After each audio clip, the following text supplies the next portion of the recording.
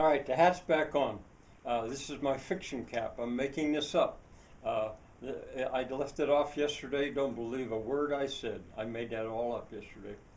Well, uh, Jenny and Nell came down to the big room. Remember, this is a four-star hotel, and the second story had been left open in the basically Swiss chalet design hotel. So it was bigger and higher.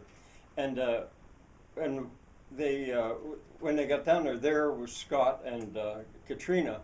They were waiting for him. Scott had found a book. Well, there was a small library of books there about the history of Earth's drink, and he had started to read it.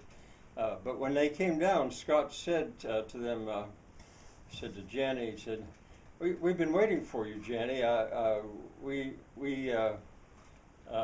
wondered where you were. We saw you come in because we were up earlier.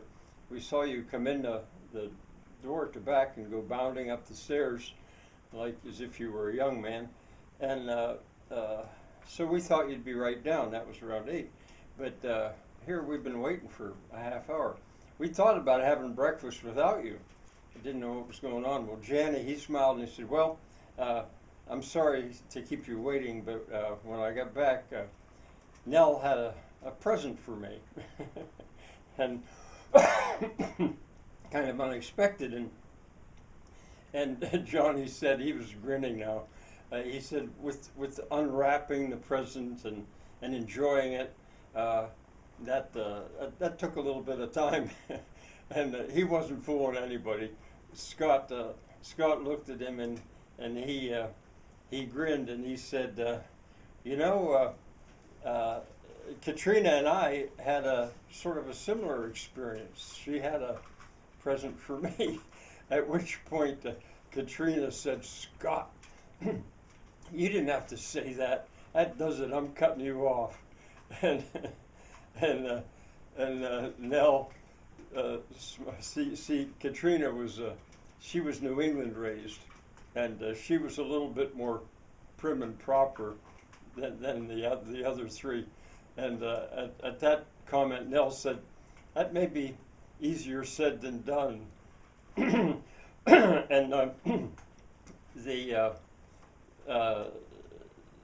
Janny said, I'm beginning to believe there's something in the water here. And Scott, he said, yeah, we kind of think the same thing. Well, they sat down at a table to have their breakfast, and there were water glasses there, and so Janny says, let's drink to the water. They all picked up their water glasses and toasted and drank. Now this breakfast was like what I think of as a English breakfast. I've heard it called that before. It was like a buffet, but it was like everything there you could imagine wanting for breakfast. European hotels sometimes had that. I mean, there were scrambled eggs, and there was hash brown potatoes, and cereal and milk and fruit and cheese, just about everything you could think of. And so they went and got their breakfast and they ate. And they discussed a little bit what would they do with this day. This is Monday. Should they stay together? They certainly were going to leave their children. It's funny to still think of them as their children, the newlyweds, Heidi and Peter. They'd probably want to be alone some. And so they thought, well, what shall we do? And Scott said, well, no, it was Janny, said, I think we ought to go together to that building, that little building there called where the often online tour guides are. They're the ones that got us here in the first place, and we'll be offline, but let's go and see what they have to say. So that was their plan. They finished their breakfast. At the reception, Scott asked if there was a shorter way to get to that building, often online tourist guides. by the train station. Uh, if there was a shorter way to walk there other than to go by the carriage road. And the girl there said, yeah.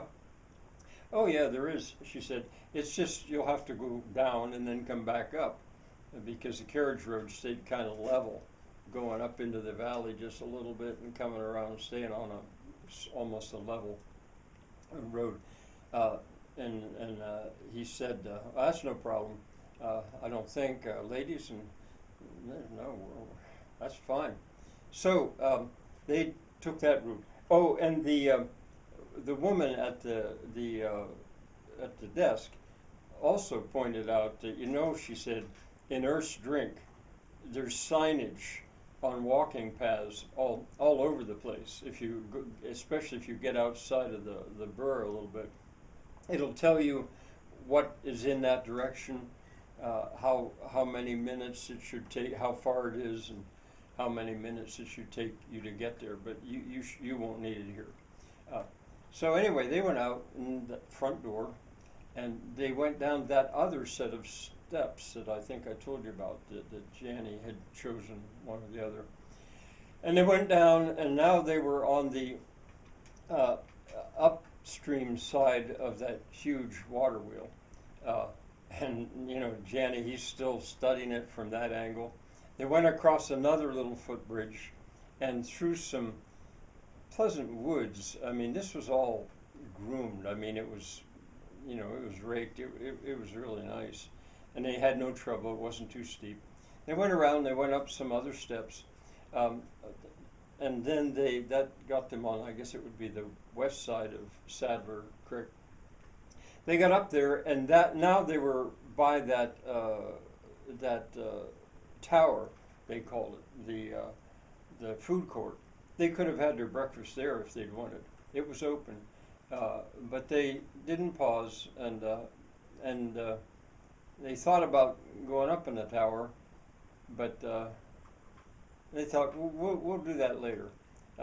And on they went, and it was an easy, short walk then to the train station, or I should say to the office of the often online tour guides.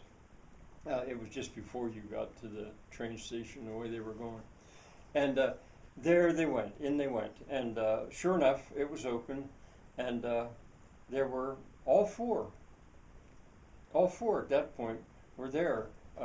There was the Beatrice. She's the one that had made the arrangement with Heidi in the first place, and said that she didn't need to worry about having things to do in Earth's Drink. Earth's Drink itself was the reason tourists would go there. And another young woman who introduced herself as Telly, Matilda was her real name, but everyone called her Telly. Remember, everyone's got a nickname in Earth's Drink. And then there were two men. One was Prof, and the other was Raph. And Janny said, Raph, I've been wanting to talk to you. I'll pick it up later.